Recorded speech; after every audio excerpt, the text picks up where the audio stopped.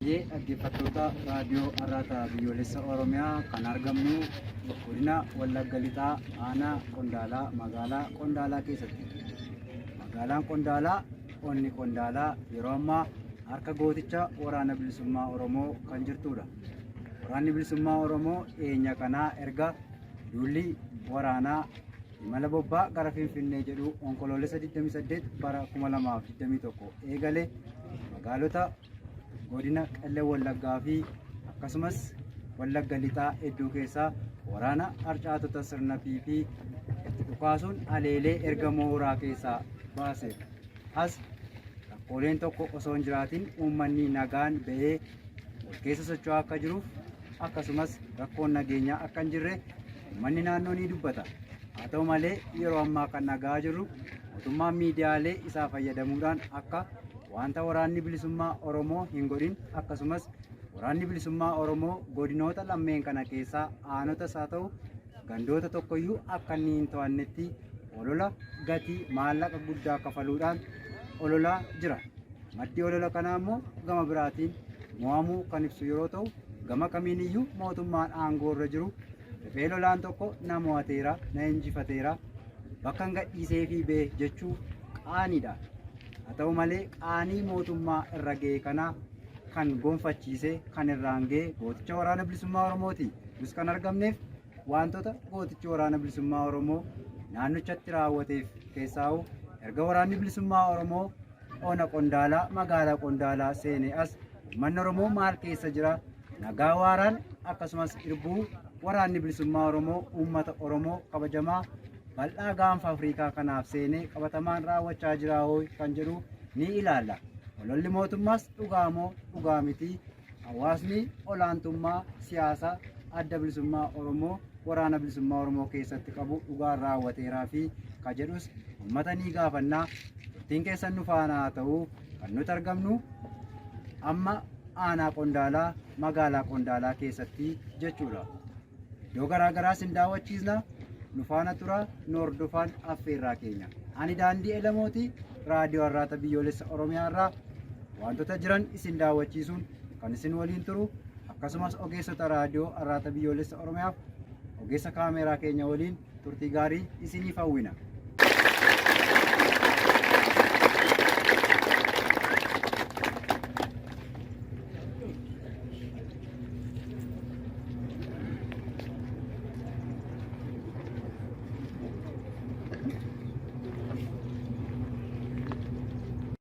Argaa jirtan gooticha waraana bilisummaa Oromoo kan waraana sirna PP magaalaa Qondaalaa keessaa rukuchuudhaan baaseedha.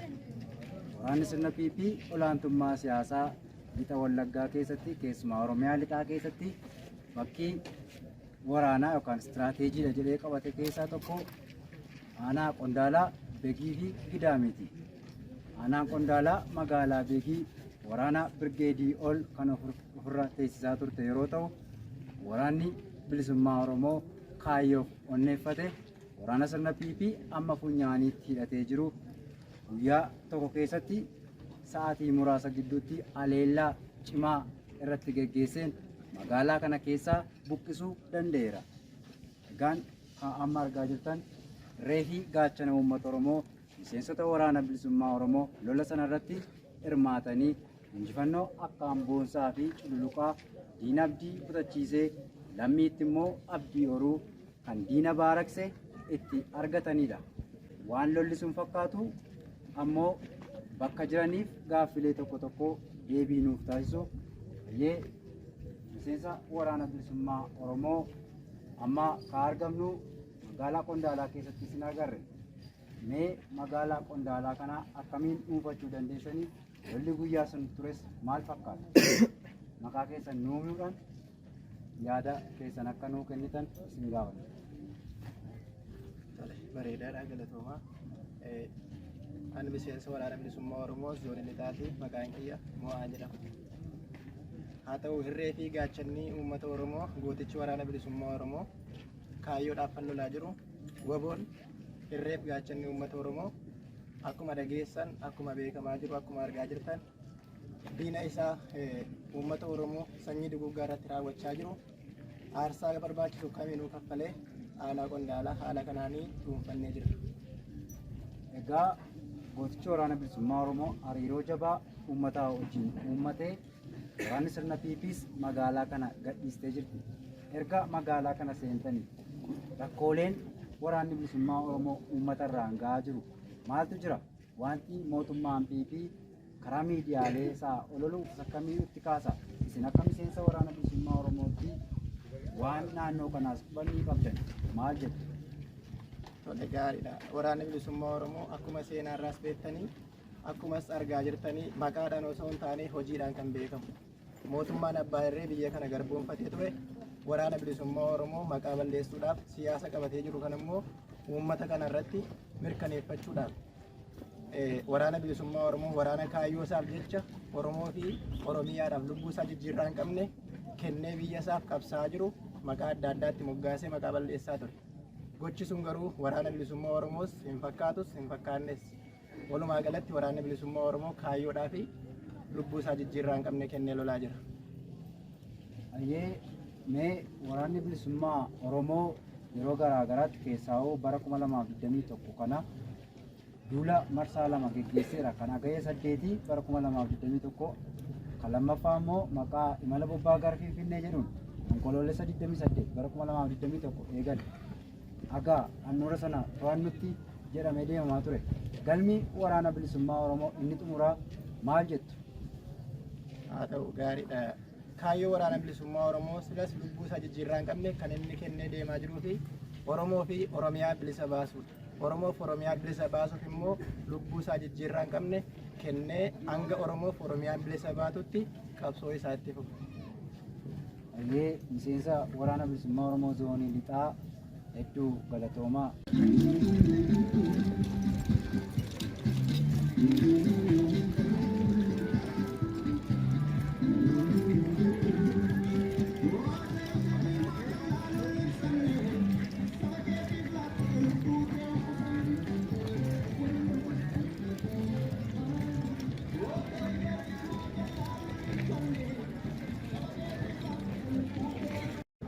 Egaan dhaggeeffattoota keenyaa akkuma waadaa sinii galle magaalaa Qondaalaa aanaa Qondaalaa keessatti iddoolee garaagaraa sin daawwachiisu akkuma itti hubnetti jira. Amma kan argamnu bulchiinsa magaalaa Qondaalaati. Bulchiinsi magaalaa Qondaalaa akeekaaf kaayyoo sirna PP fuudhee uummata magaalattii irratti ta'uudhaan yeroo itti waraana sirna PP finnaan mana nama tokkoon irraa maallaqa hedduu fuudhuudhaan waraana sirna PP jiraachisaa turedha. Uummanni Oromoo rakkoo yookaan maqaa ilaalcha siyaasaa sabboonummaatiin waraana bilisummaa Oromoo deeggartaadhaan tajaajila mana kana keessatti yookaan waajjira kana keessaa argachuu qabu osoo hin argatin waraanni sirna PP akkasumas dabballoonni sirna PP barbaadan qofti akka barbaachisaa ta'etti irraa fayyadamaa turanidha. Manni bal'aa Oromoo mana kana keessatti kan miidhamaa ture, kaan lafa dhabuudhaan, kaan bakka itti mana ijaarratu dhabuudhaan akka sabaatti mirga abbaa biyyummaa isaa sarbame mootummaatti iddoo kana keessatti tajaajila argachuu gonkumaa kan dhabee turedha. Kanaaf amma garuu akka argaa jirtan waraanni sirna PP erga buqqees mana kana keessa waraanni bilisummaa Oromoo irreef gaachanni uummata Oromoo erga as galee as rakkooleen uummanni mootummaan haa ta'u jedhee uummata ollaaf ollaa manaan mana walitti buusee gidduudha bifa jaarsummaatiin maallaqa guurratee nyaachaa ture. Maqaa gibiraa fi baasiiwwan garaagaraatiin uummata ittiin dararaa ture. Mootummaatti hafee uummanni akka fedhetti waan fedhe waan seerrii fi heerri adda bilisummaa Oromoo ajaju kan mirga dhala namaa ajaju magaalattii keessatti kan tajaajilamaa jirudha. Egaa waraanni sirna PP uummata Oromoof balaadha, yaaddoodha. Bakkatti waraanni sirna PP jirutti uummanni Oromoo tajaajila si'ataa ga'aa fi iftoomina qabu hin argatu. Sirnichis kan ijaarame maqaa siyaasaatiin haa ta'u malee uummata Oromoo gidirsuu, biyyaa buqqisuu, godaansisuu, hidhuu fi ajjeesuu irratti. Sirna akkasiin uummata Oromoo mana hidhaa godhee uummata Oromoo keessatti hidhee akka inni uummanni Oromoo gurmaa'ee tokkoomee hidhatee irratti hin ijaaramee hin lolletti uummata Oromoo mana hidhaatti guuran sirna akkasii mootichi waraana bilisummaa Oromoo akeekkatee ka'ee buqqisaa jiru keessatti magaalolee, gandoolee, aanonni mootichi waraana bilisummaa Oromoo waraana sirna PP buqqisetti nagaaf tasgabbii bifa amma argaa jirru kanaan uummataaf ta'ee jira. Uummanni Oromoo irreef gaachana isaa waraana bilisummaa Oromoo cinaa dhaabbachuus kan inni himaa jiru mi'a yookaan immoo fayyadamaa mooticha waraana bilisummaa Oromoo irraa argatee waan qabuufi. Egaa waajjirri kun kana fakkaataa waajjira bulchiinsa magaalaa Qondaalaatii. Daawwannaan keenya itti fufaa. Turtiin keessan ammallee nu faana haa ta'u.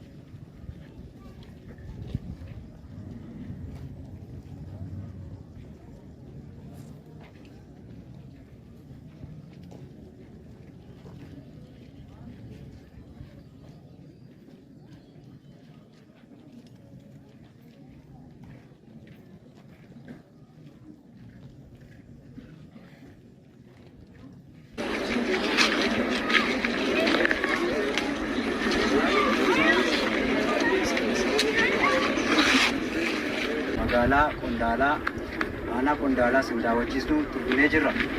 Magaalaan Qondaalaa rakkoo nageenyaa kan qabne hawaasni dubbata.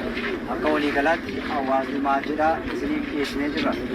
Maqaa keessan nutti himuudhaan mee isin erga waraanni bilisummaa Oromoo magaalaa Qondaalaa seene maal hubattan?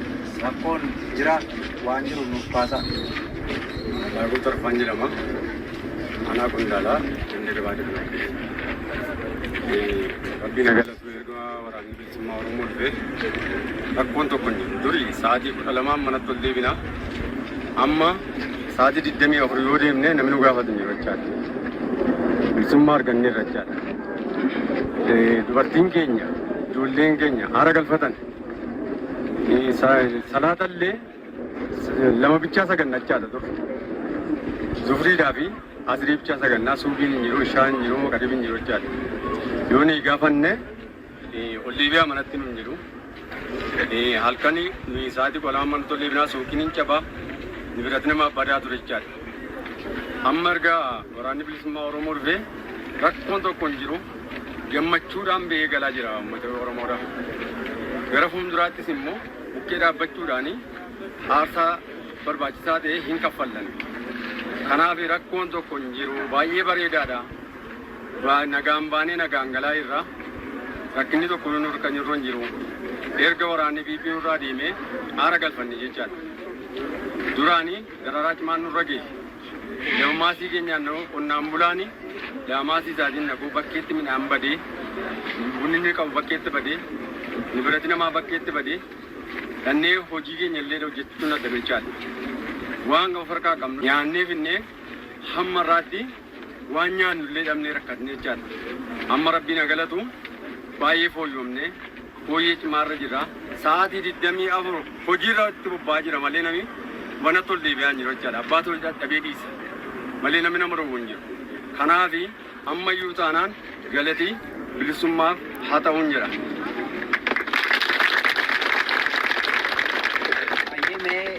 Mootummaan mootichi waraana bilisummaa Oromoo aanaalee biroos haa ta'u kan amma keessa jiru aanaa Qondaalaa keessatti mootummaa caasaa isaa ijaaree sirna mootummaa diigee dhuunfatee akka inni jiru haaluudhaan ammallee aanaan Qondaalaa harka mootummaa akka jiru kan inni dubbatu. Isin jiraataa magaalichaati. Akka waliigalaattis gandoolee kana ni beektu. dhuguma amma lafti inni jedhu kun qondaalli harka mootummaa jira. Dhugaa kana hawaasa Oromoo maraaf waan jiru waan hubattan irraa akka jiraataatti yoo kaastan. Aanaan Qondaalaa ganda 37 qabdi jechaadha. Ganda 37 keessaa guutummaatti dhuunfateera jechaadha. Wanta fillee tokko hin jiru. Hammoonaatti Begii, Gidaamii, Qondaalli harka bilisummaa Oromoo jira jechaadha. Kanaafi soba, kijiba inni jedhamu dhugaarraa kan fagaatedha. Amma yeroo ammaa kana adda bilisummaa Oromoo kan guutee jiru waraana isaati, uummata isaa wajjin, ijoollee isaa wajjin wal makee jira malee waa tokko keessa hin jiru jechaadha. Kanaaf waan dhaggeeffataniif galatoomaa isin.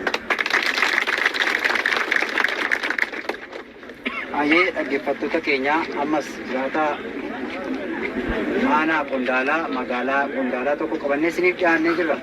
Mee akka jiraata magaalaa Qondaalaatti waraanni bilisummaa Oromoo magaalattii dhuunfatee keessaa akka inni jiraachaa jiru hawaasnis ni dubbata, nullee kaa'aa agarreedha.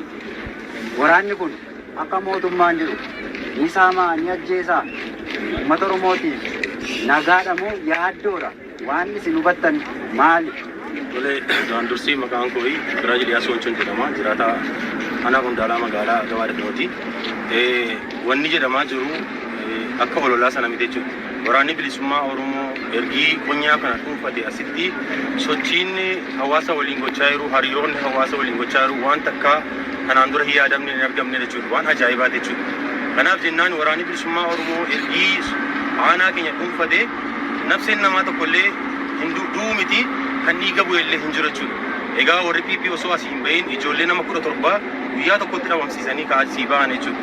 Egaa waraanni bilisummaa Oromoo ergii dhuunfate asitti hawaasa wajjin hariiroo ajaa'ibaa qaba jechuudha. Rakkoon tokko hawaasa mudanne hawaasi sa'a 24 akka fedhii isaatii lafa fedhii isaatii deemuudhaan konkolaataan kanaan durallee nurraa cite yeroo ammaa kana akkuma argaa jirtanii yaa'aa jira jechuudha.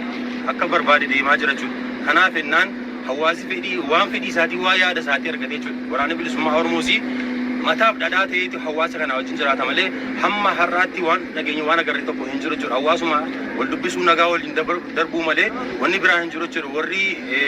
Warri badhaadhinaa wanni isaan jedhan kijiba jechuudha. Maaliif ennaa waraanni bilisummaa Oromoo aanaa ganda tokkollee aanaa miti ganda tokkollee hin qabanne ka jedhanii uummanni kun baay'ee taajjabee jira jechuudha. Kuni soba yookaan waan dhugaa dhara ta'e waan ta'eef hawaasi iddoo biraa jiran kanallee baruu qabda. Waraanni bilisummaa Oromoo akka lixa Oromiyaatti iddoo baay'ee dhuunfatee jira yoo xiqqaate gara aanaa 20 dhuunfataa jira jechuudha yeroo ammaa kana jechuudha.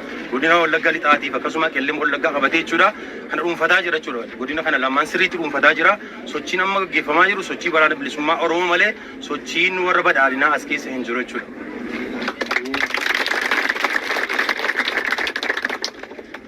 Mee qabsoon uummata Oromoo egaa waraana bilisummaa Oromootiin gaggeeffamaa jiru yeroo ammaatti sababa waraana sirna PP dhukkutee baaseef dhiyeessiin garaagaraa dukkaanaa gatii nyaataa dabaluun konkolaataa mootummaan akka inni hin seene karaatti dhorkuun hawaasa rakkoo keessa gashuuf yaalii ni godha. Kun immoo dhiibbaa waraanni bilisummaa Oromoo geessiseedha jechuudhaan uummanni akka inni qabsoo kana hin deeggare duubatti deebisuuf yaalii mootummaan godhu ni jira. Isin akka jiraataa magaalaa Qondaalaatti gochi kun qabsoo uummata Oromoo duubatti ni deebisaa wanti mootummaan PP gochaa jiru kun maali jettanii yaaddu? Galatoomaa maqaan koo Tasfaa Biraanuun jedhama. Waan argineef waan dhageenye dubbachuun fuula lafaa kanarra iddoo kanaatii fi wanti jedhamu sun hundumtuun abbaan sobaa soba isaa ittuma bu'ee jira. Soba isaa immoo duraattoota wajjin fudhatee ba'eera. Amma nuyi bilisoomneerra. Sammuun keenya saa'eera. Waa'ee gara fuulduraatti nagaa keenya waara'aa irratti dubbachuudhaaf uummati keenya walitti qabamnee waa'ee jiru jireenya keenyaa mari'achaa jirra malee mootummaan PP kanaan dura wanti inni odeessaa jiru ture hundumti isaayyuu akkuma jalqabaa kaasee kijiba ture ammas kijiba isaa ittuma fufee jira. Ija hojii isaatiis immoo argataa jira. Kanaaf nuti waa'ee nagummaa keenyaa irratti mari'achaa jirra. Amma nagaa waara'aa jiraataa jirra. Ta'aa 24 dargaggoon ola deemaan kanaa dura karaa irratti gadi rukutamaa ture. Iftoominaan magaalaa keessa waraana Obooti wajjin waliin nagaa wal gaafachaa magaalaa keessaa deemaa jira. Sa'a 24 guutuu jechuudha. Kanaaf wanti jedhamu hundumtuun soba hin fudhannu. Ammas qabsoo keenya bukkee obbo dhaabbannee ittuma fufnaa jedha yaadamu. Mootummaan dhiibbaa barbaade yoo geessise iyyuu qabsoo kanarraa hawaasni Oromoo beela'us dheebotus duubatti hin deebi'u bilisummaadhaan dhabne kana xumuraan ni geenyaa yaada jechuu qabdan. Waggaa 150 birmadummaa keenya dhabne maqaa lafaa maqaa namaa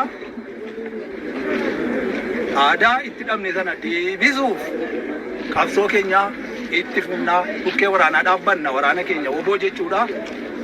Waan nu barbaachisu illee baattannee miillaan illee duukaa deemuu barbaanna geejjiba nu barbaachisu halkanii guyyaa deemnee obbo bukkee dhaabbannee bilisoomsuuf murteessineerraa hundee keenya Finfinnee immoo wajjinumaan galla jennee abdii qabna.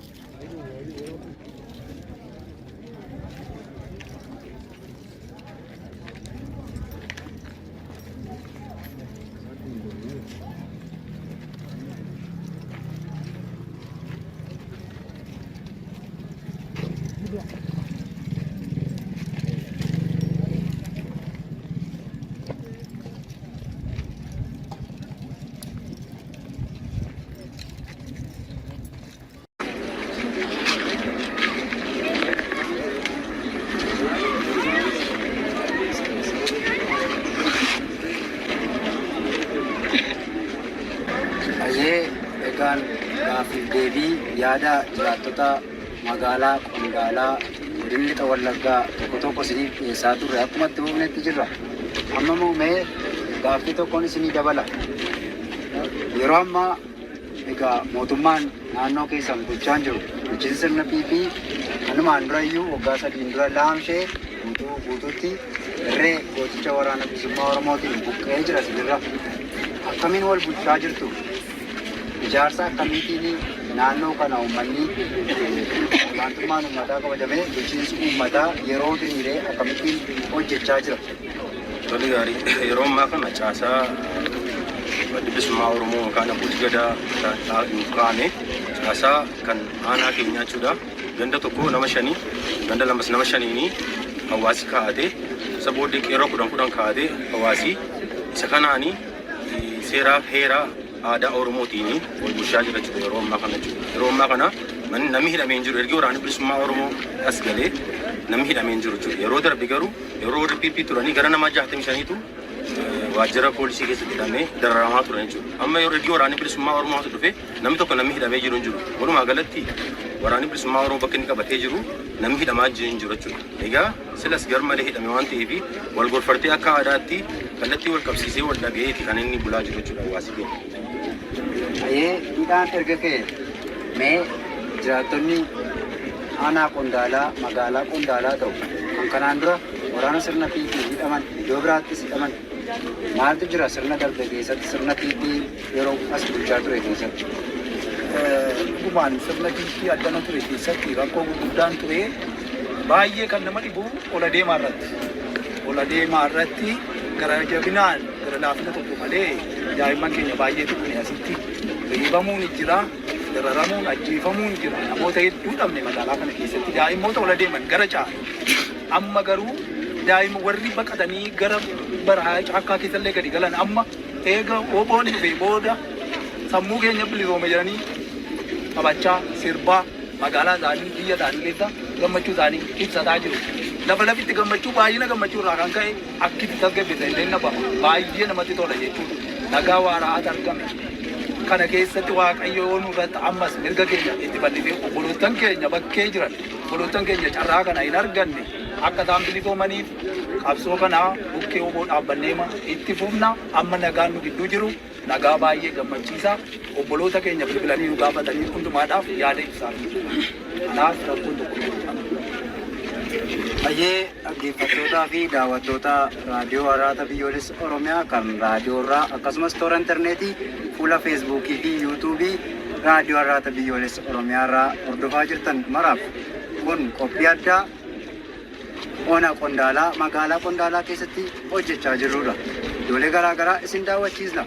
Mootummaan PP humna jabaa ona Qondaalaa beekii akkasumas gidaamiirra kaa'uudhaan waraana bilisummaa Oromoo akka inni hin kaanetti rukutee balleessuudhaaf duula siyaasaaf waraana akkasumas hariiroo yookaan dippiloomaasii addunyaa hojjechaa ture. Kana duukaa maallaqa hedduu gadi buusuudhaan namoota kaffalee basaastota garaagaraa ramaduun gocha ammeenyaa uummanni Oromoo hin irraanfanne dhala namaaf hin malle uummata Oromoo irratti raawwachaa ture. Gootichi waraana bilisummaa Oromoo garuu cichee kaayyootti hafuudhaan waan fakkaatu waan Oromoon fakkaatu waan waraanni bilisummaa Oromoo fakkaatu waraana sirna PP humna ollaa Eertiraa, Sumaalee fi kanneen biroo irraa ergifatee uummata Oromoo akka waliigalaatti loluudhaaf waraana bilisummaa Oromoo immoo seenaa godhee balleessuuf itti duulee ture.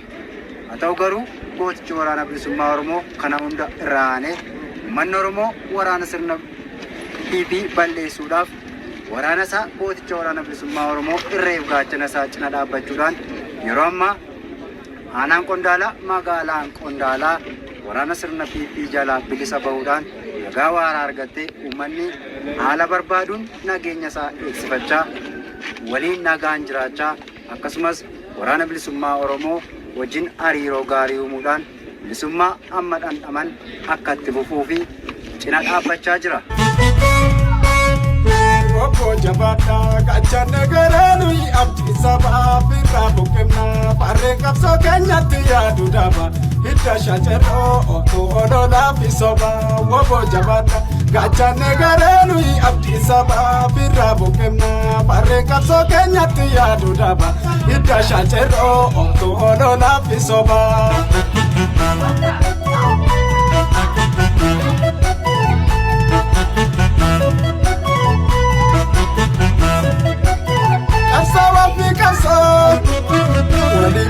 Toto Chunkursa bandasu Warraksa kangoto Chichomi nagapi Kapson berdorato Kana furmanisa Kayeron kapato Kapsa wafi kapson Wali male toto Chunkursa bandasu Warraksa kangoto Chichomi nagapi Kapso berdorato Kana furmanisa Kayeron kapato. Hordoftootaa fi dhaggeeffattoota miidiyaa Arraata Biyyoolessa Oromiyaa jaallatamoo torbanoota lameen sadan darban keessaa ona Qellee Wallaggaa keessatti argamuun kan waraanni bilisummaa Oromoo dhuunfate uummanni Oromoo bilisummaan keessatti wal bulchaa jiru keessaa daawwannaan konyaa Qellee Wallaggaa ona Gidaamii magaalaa Gidaamiitti taasifneen haala qabatamaa ona sanaa qaama hawaasa Oromoo qondaaltota waraana bilisummaa Oromoo fi miseensota waraana bilisummaa Oromoo dubbifnee isiniif dhiyeessuun keenya akkuma yaadatamu sagantaa keenya irraatiin ammoo onoota lixa Oromiyaa guutummaan guutuutti waraanni bilisummaa Oromoo humna diinaa aleelee keessaa baasuun dhuunfatee hawaasni nagaan keessa jiraataa jiru keessaa tokko kan taate godina Wallaggaa lixaatti ona Qondaalaa magaalaa Qondaalaatti argamuun qabatamaatti qaama hawaasa Oromoo magaalaa Qondaalaa fi miseensota waraana bilisummaa Oromoo ona sana dhuunfatanii jiran keessaa muraasa dubbisuun haala qabatamaa ona Qondaalaa isinii dhiyeessisaa fi isinitti mul'isaa armaan baaneeti jirra. Gara fuulduraattis bakkoota yookaan onoota waraanni bilisummaa Oromoo dhuunfatee jiruu fi dhuunfatuuf deemutti duraa duubaan tarkaanfataa akkuma intarneetii arganneen bifa suur-sagaleen deeggarameen isinii dhiyeessuu fi isinitti mul'isuu kan itti fufnu ta'a. Har'aaf kan ona Qondaalaa kana fakkaataa kan isin daawwachiisee ani Daandii Elemootii Horaa Bulaa Deebanaa.